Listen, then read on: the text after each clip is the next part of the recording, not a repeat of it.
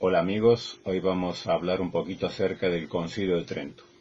¿Qué pasó en el Concilio de Trento? Me voy a basar en un libro de la editorial Salterrae, un excelente libro que se denomina Trento. ¿Qué pasó en el Concilio? Es un libro que les recomiendo que todos deberían tener, tanto evangélicos como romanistas, porque es un libro imparcial. Y se nota que ha recurrido a las fuentes. Hay un autor católico romano que fue especialista en el Concilio de Trento, Jedin Huber, un catedrático de historia. Él hizo una obra muy grande acerca del Concilio de Trento, bastante independiente, porque ya saben ustedes que todo lo que ha sucedido en los concilios siempre ha dejado contenta a una parte y descontenta a la otra. En el Concilio de Trento, las resoluciones que se tomaron dejaron descontento a una parte que él acusó a dicho concilio de ser el causante de todos los males de la Iglesia Católica Romana y que el Concilio Vaticano II vino a solucionar esos desastres provocados por el Concilio de Trento.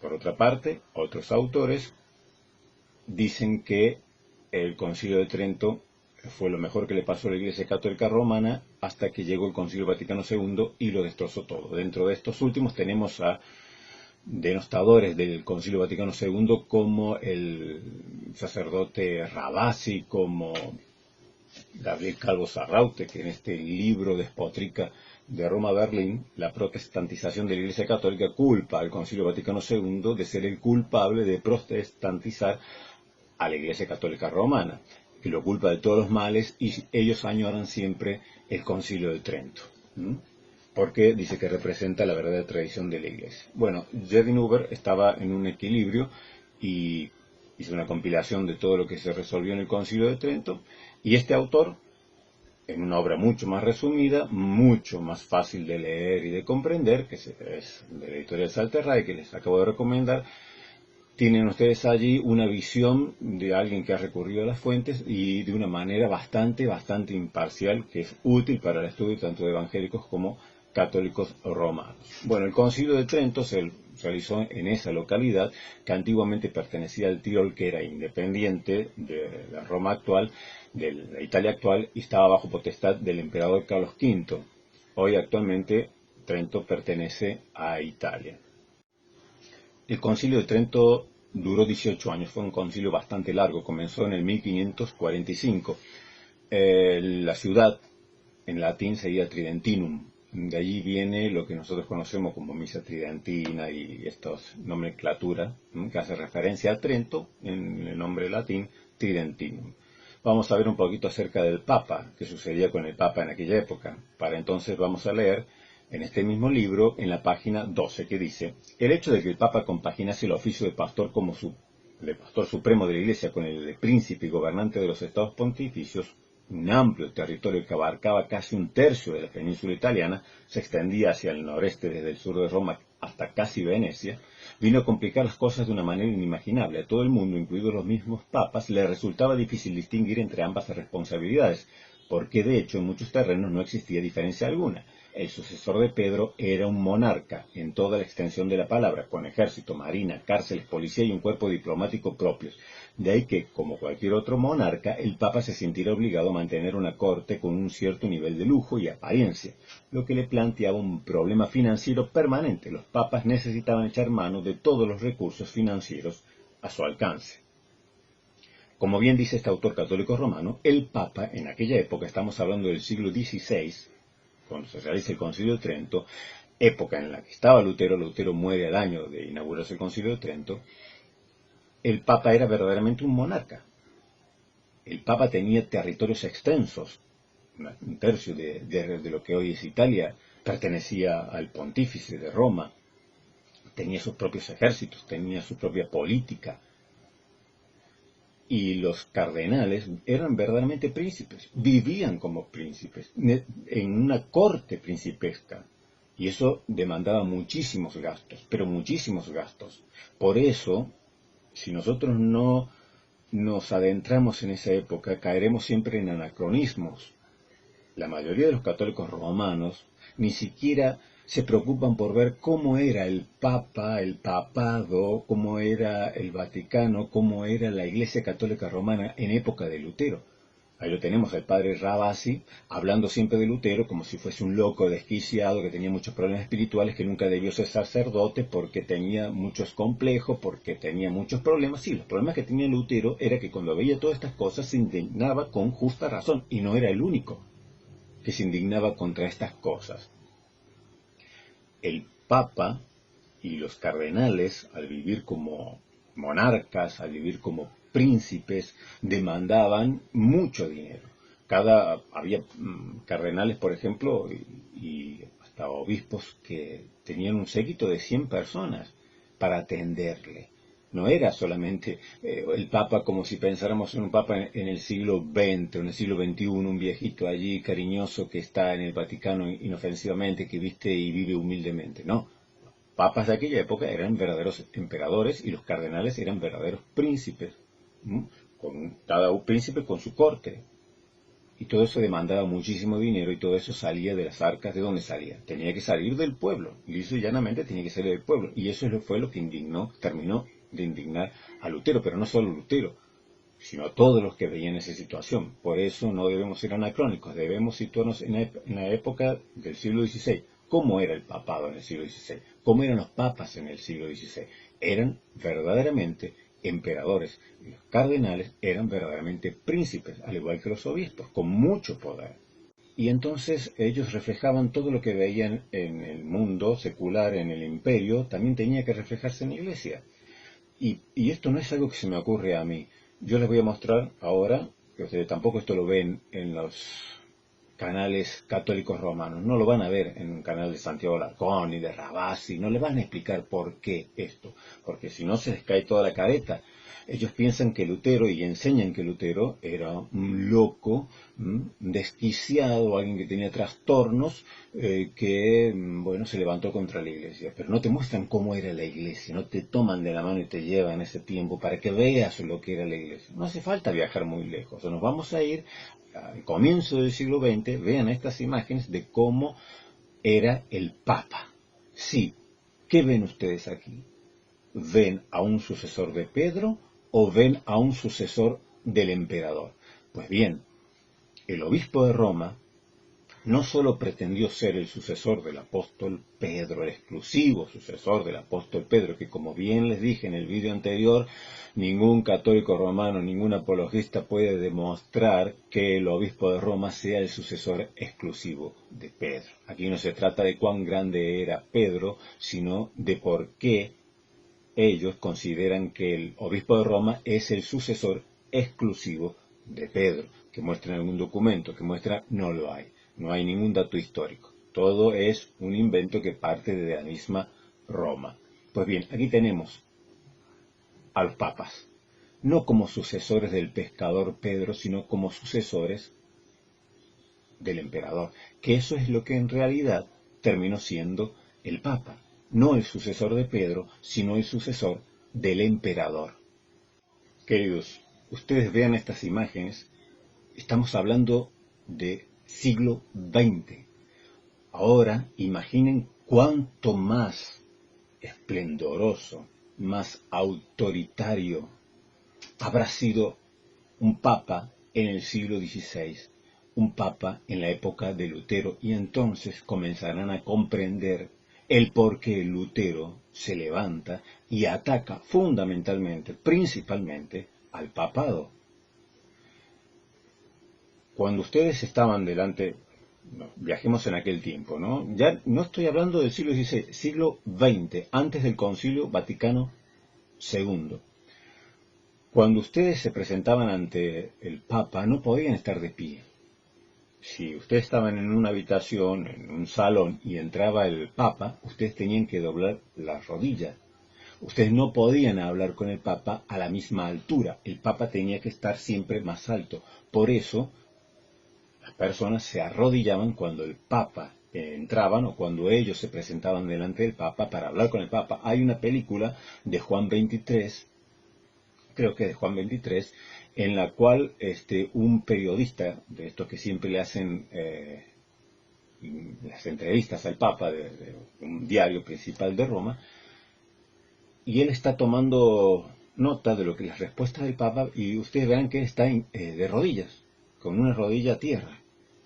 Y Juan XXIII, que ya los papas que convoca el concilio, porque todas estas cosas le parecían exageradas, la silla gestatoria, todo este show, este circo megalómano, este show emperador, propio de un emperador constantiniano. Entonces Juan XXIII le dice al que lo estaba entrevistando que se levantara, que se sentara, que no estuviera de rodillas delante de él. Y el periodista se asombra diciendo, pero ¿cómo? Estoy delante del Papa, ¿cómo voy a estar de pie o voy a estar sentado? Porque en la mentalidad de los italianos y la mentalidad del católico romano de principios del siglo XX es que el Papa era un emperador. Y como tal, no podías estar de pie delante de él. Entonces imagínense eso llevado siglos atrás, casi 5 siglos atrás, al siglo XVI, y se van a dar cuenta de lo terrible, de lo tremendo, de lo exagerado que era el poder del Papa. El Papa no era, a la vista, el sucesor del pobre pescador Pedro, sino que era el sucesor de Constantino, el sucesor de un emperador romano. Y así se comportaba, y así lo trataban. Y quien niegue esto, pues ahí están las imágenes. Estos no son vídeos de película, estos son vídeos oficiales, son vídeos reales. Hasta el Concilio Vaticano II. El Concilio Vaticano II acabó con todas estas cosas, dejó de tratar al Papa como si fuera un emperador para tratar de alguna manera componer la imagen del papado para que representara al padre espiritual, a un obispo, a un padre, a un obispo espiritual. Aunque personas como Calvo Sarraute saquen libros como estos, de Roma a Berlín, la protestantización de la Iglesia Católica Romana, fenestrando al Concilio Vaticano II diciendo que destruyó todo lo hermoso de Trento y todo lo tridentino, cuando en realidad el Concilio Vaticano II lo que quiso fue acabar con ese estatus de emperador. Si ustedes se dan cuenta y si miran, a partir del Concilio Vaticano II los papas dejan usar la corona, esa triple corona que usaban, por la cual reclamaban tanto tener la espada de lo secular, la espada de lo espiritual, estar sobre el mundo y estar sobre la Iglesia. Como decía ya desde época de Inocencio III, el Papa está por debajo de Dios, pero por encima de los hombres.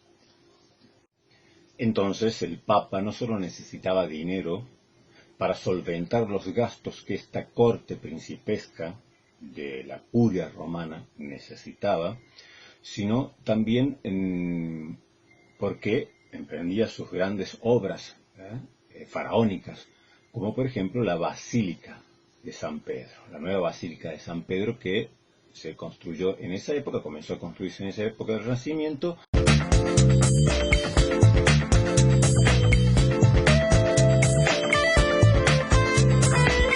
¡La Virgen para protegerse de la Plaza Julio!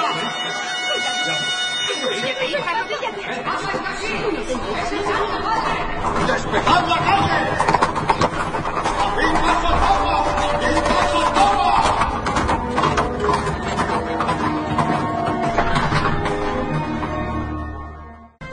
El diccionario católico de papas y concilios lo define así: Julio II más parecía seguir las huellas de un general que las de San Pedro. Pues a este papa no solo le gustaba la guerra, sino que participaba activamente en las batallas. Este papa fue el que encargó a Bramante la construcción de la nueva Basílica de San Pedro, un templo tan grande como ningún otro existiera.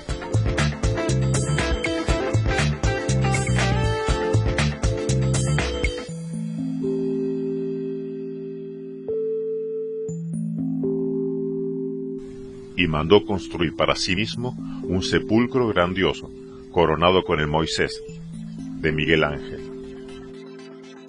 Y necesitaban dinero para esta tremenda obra.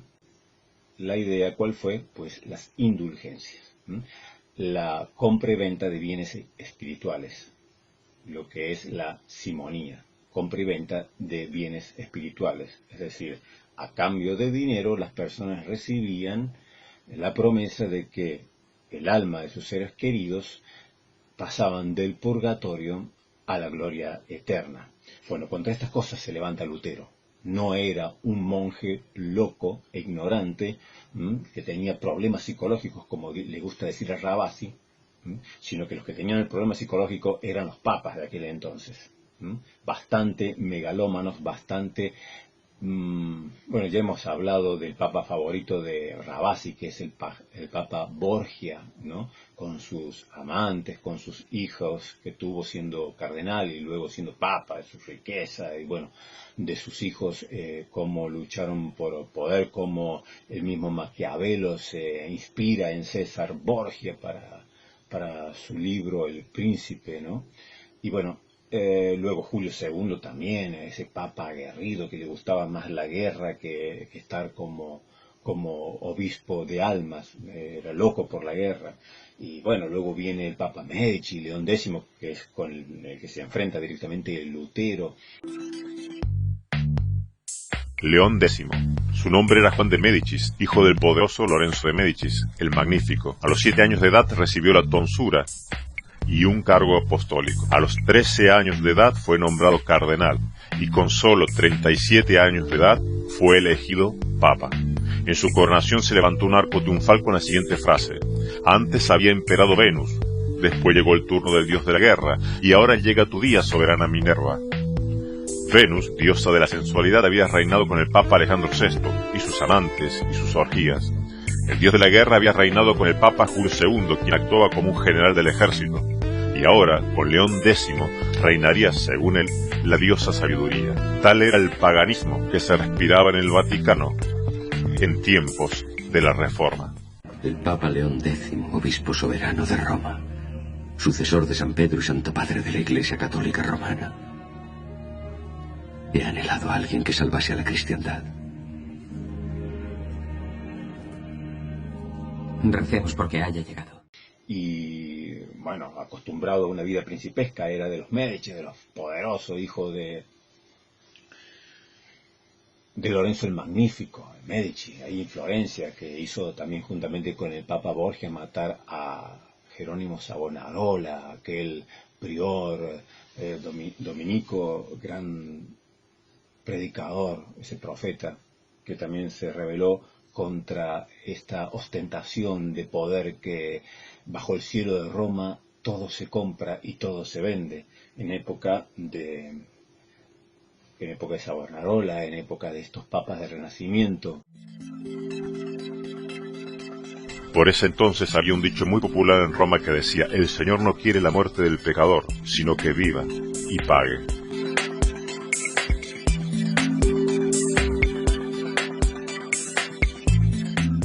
Entonces esta obsesión del papado por recabar dinero era exactamente igual que los monarcas. Es que ustedes tienen que comprender que el Papa en época de Lutero, y es lo que hace que Lutero se rebele sobre todas las cosas contra el papado, era que ostentaban el poder y la vida y las ambiciones de cualquier emperador de su época.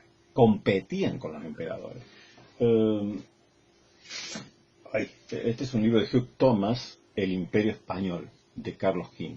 Excelente libro de historia, es un gran historiador. Y aquí cuenta también acerca de Carlos V, que no era un emperador que estaba quieto en un solo lugar, sino que como su imperio era tan vasto, era emperador, ¿no es cierto?, de Sajonia, de Alemania, y también rey de España, aparte de muchísimos poder y reino que había recibido de los Habsburgo, y de la línea de sus abuelos, que eran los reyes católicos. Todo el poderío que había recibido en su imperio no se ponía el sol, porque aparte tenía toda la América que se estaba descubriendo.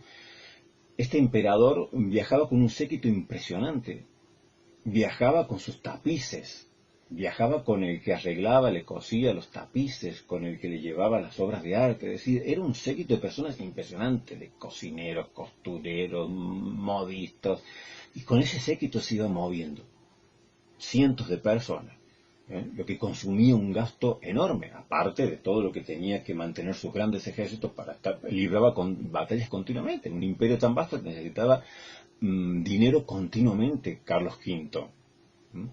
Entonces, todo lo que él podía sacar dinero de algún lado lo necesitaba sacar, porque le demandaba esa vida principesca, esa vida de emperador. ese séquito tan grande, los mercenarios, su ejército, todo eso consumía dinero, necesitaba dinero imperiosamente, lo mismo que el Papa. Una de las cosas que me impresionó de Carlos V es que ustedes saben que en España debería existir el museo de arte precolombino más grande y fabuloso, a un nivel, por ejemplo, de lo que sería un Louvre o el mismo Museo del Prado, pero dedicado solamente al arte prehispánico o al arte precolombino, por la cantidad de objetos de arte, tanto de oro y plata, que fueron llevados a España. Es decir, el mismo Pizarro, cuando toma tanto oro del imperio inca, ¿no? Cuando él conquista Cusco y conquista todos estos lugares, los templos donde él iba, sacaba todo ese oro que había, las láminas de oro de las que estaban revestidas las salas, así como el lugar más santo de cada templo pagano, las paredes estaban revestidas de oro, entonces sacaba estas láminas, las hacía fundir y luego las enviaba, lo que le correspondía, al emperador Carlos V. Bueno, viaja Pizarro a España y lleva un montón de obras de arte, de orfebrería en plata y en oro que habían hecho el imperio incaico para mostrar, ¿no?, la destreza, la habilidad, la belleza, la grandeza de toda esta orfebrería. Carlos V, cuando lo ve, dice: ¡oh, qué bien! Fúndanlo todo y háganlo monedas de oro. Entonces Pizarro le dice: ¿qué pasó? ¿Qué pasó? ¿Va a pasar? Y le dice Pizarro: yo traje esto para que sea expuesto, para que la gente vea el nivel de orfebrería y la riqueza, los tesoros del imperio incaico. Y entonces Carlos V dice: bueno, que lo expongan una semana y después que lo fundan todo y lo hagan moneda. Era tanta la necesidad de dinero para mantener ese nivel de vida, ese estatus de un emperador, que todo lo convertía en dinero.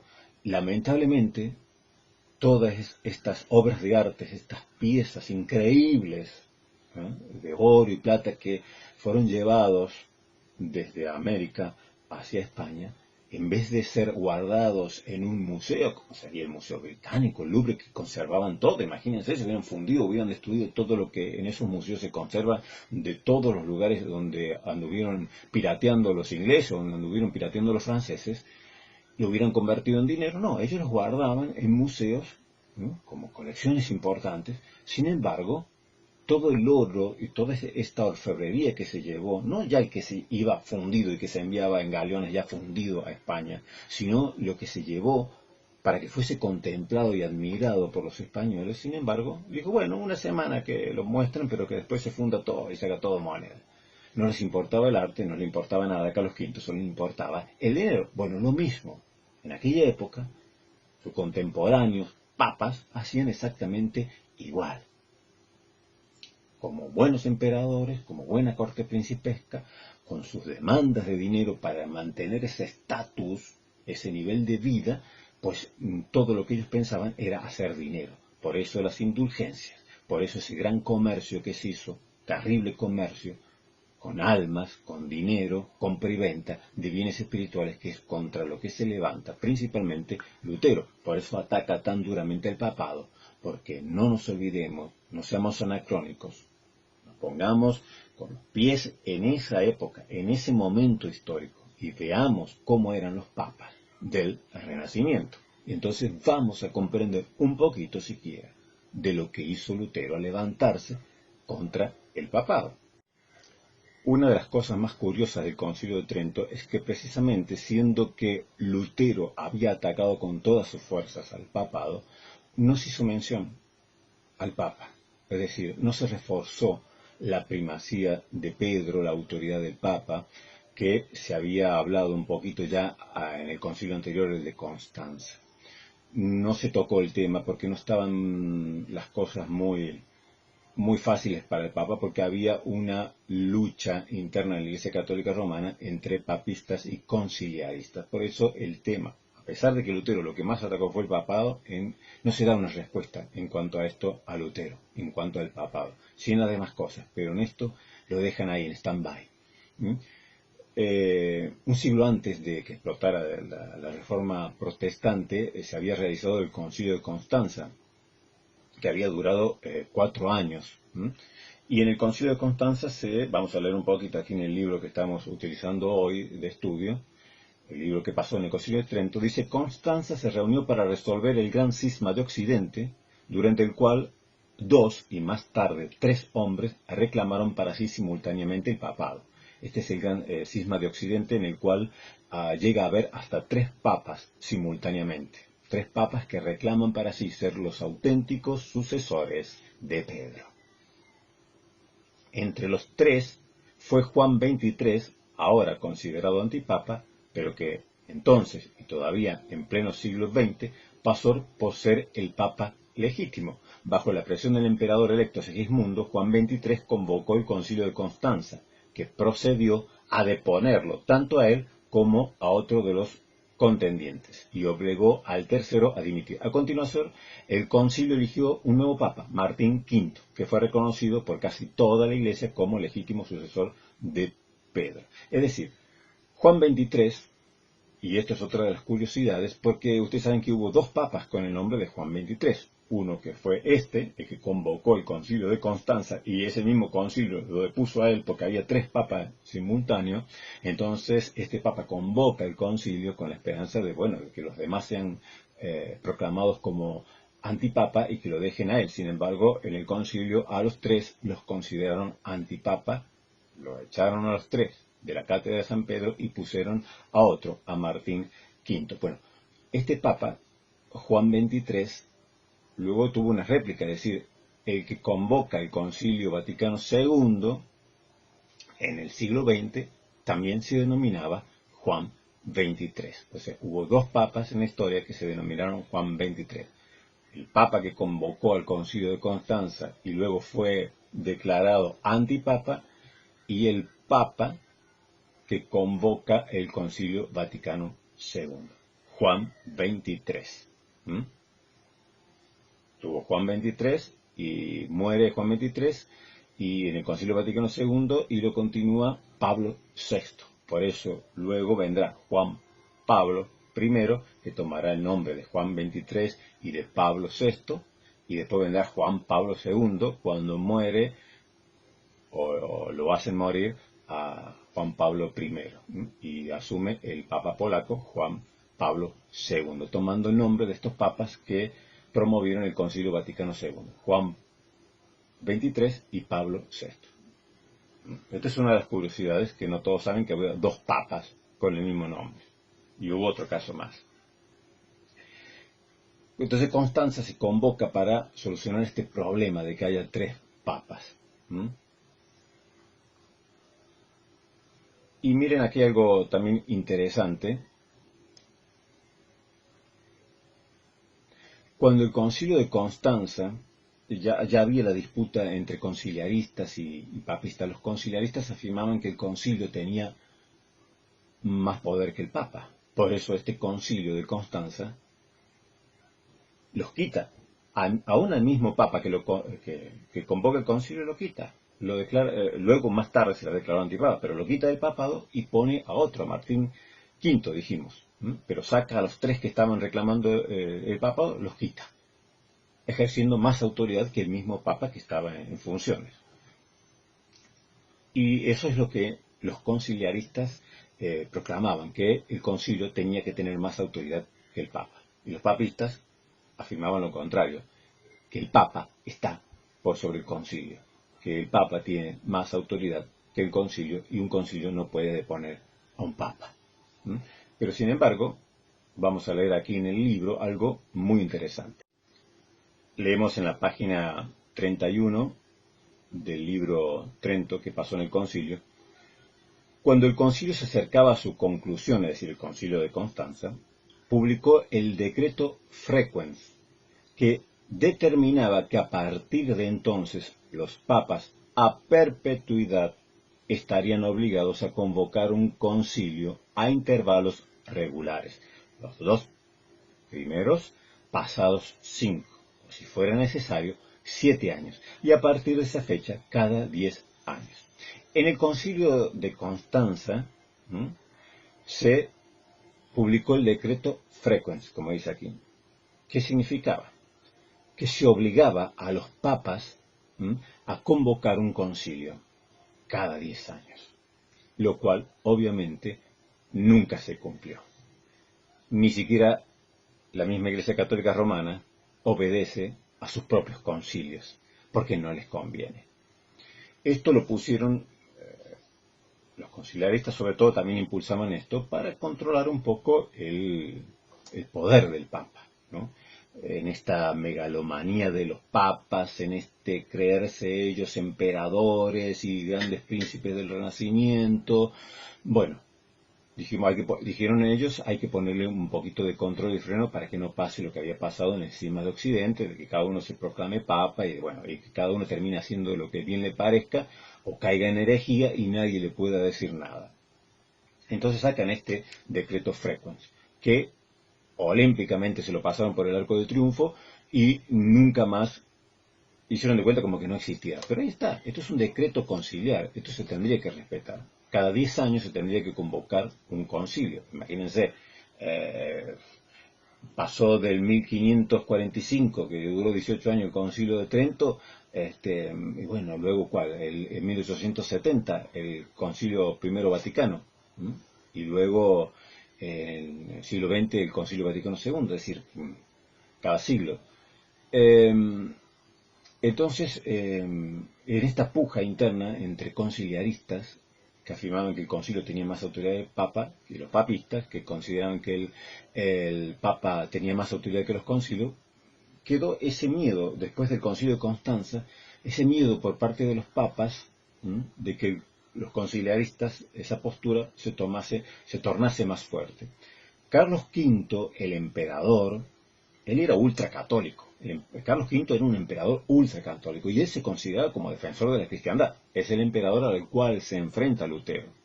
Entonces, Carlos V le dice al Papa que hay que convocar un concilio. El Papa dijo, no. Pero Constanza afirmaba el decreto Frequens que había que hacer concilios.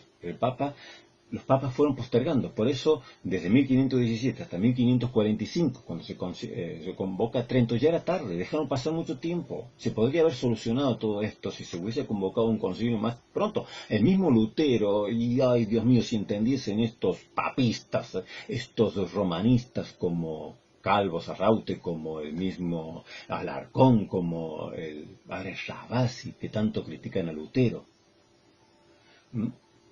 Estaban obligados a convocar concilio cada 10 años. Lutero lo que pedía, no es porque se le ocurría a él, porque yo soy Lutero y quiero que se haga un concilio. Era porque la misma iglesia, ya en el concilio anterior de Constanza, se había comprometido y obligado a los papas a convocar concilios cada 10 años. Es decir, cuando pasó el problema con Lutero quiso que se convocara un concilio para resolver esto en un concilio.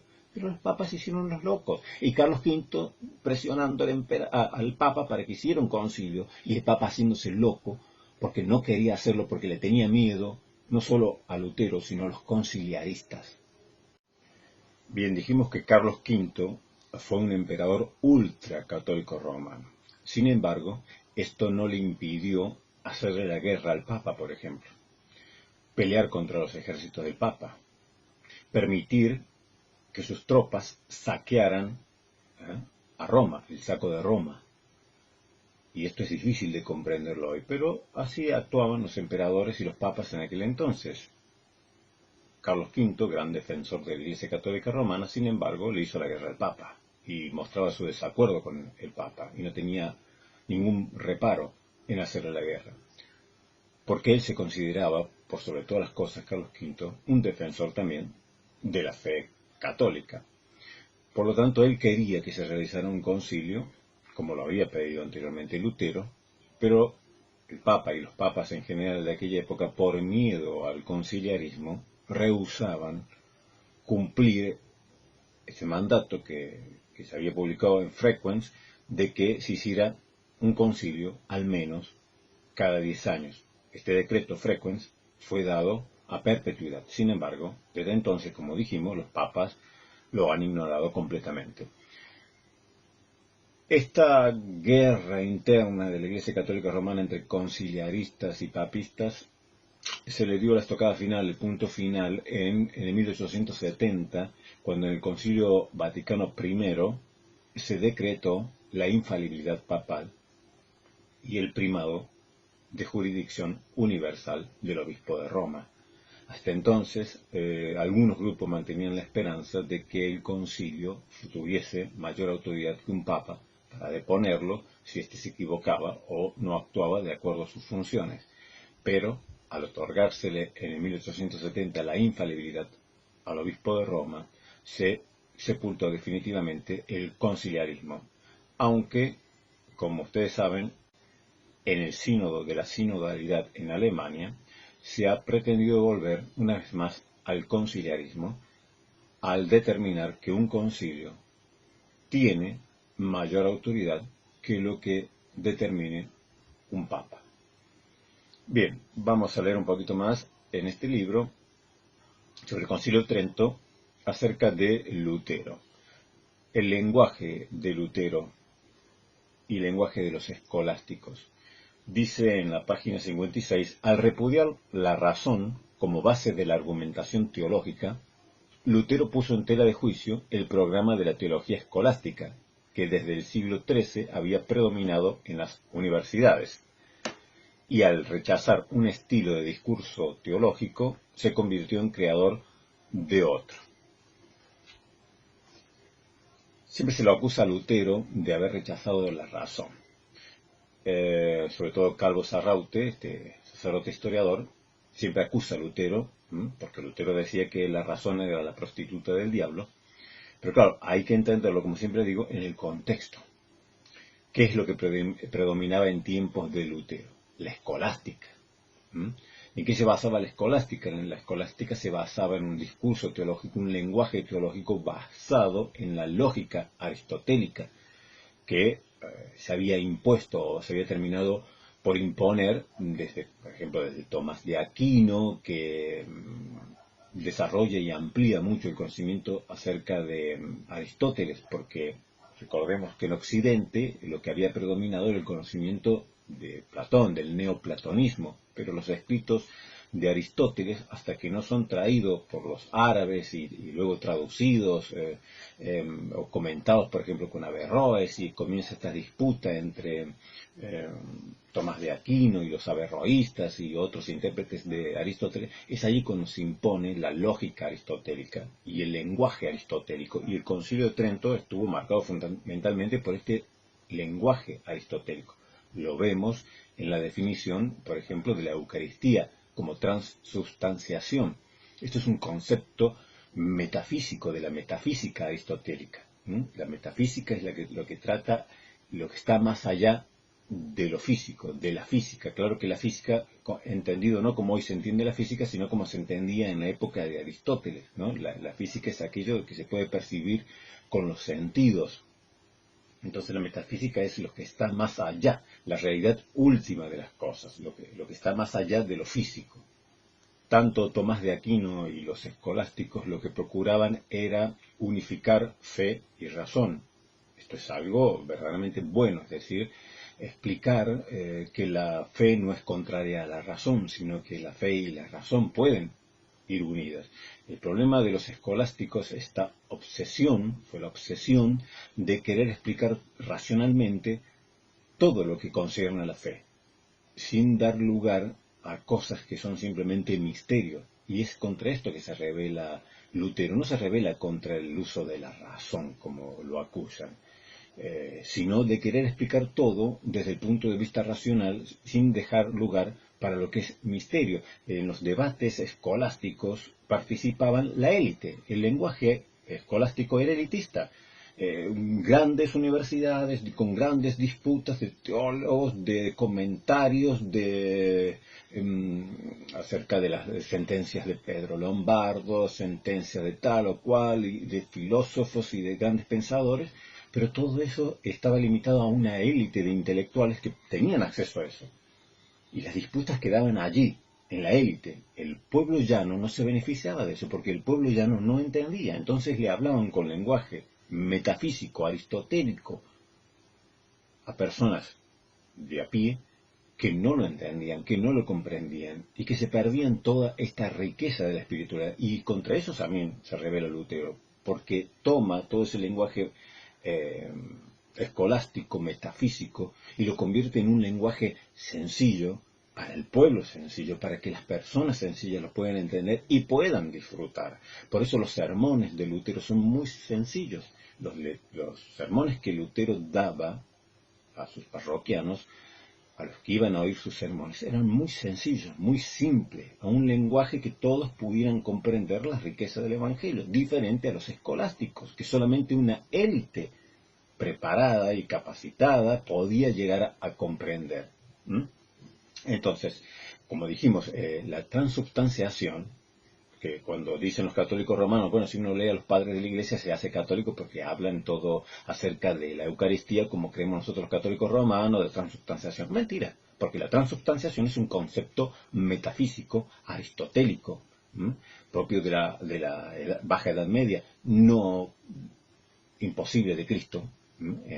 No manejaba un lenguaje aristotélico, ni Pablo, ni los apóstoles, ni la iglesia primitiva manejaban un lenguaje aristotélico o metafísico.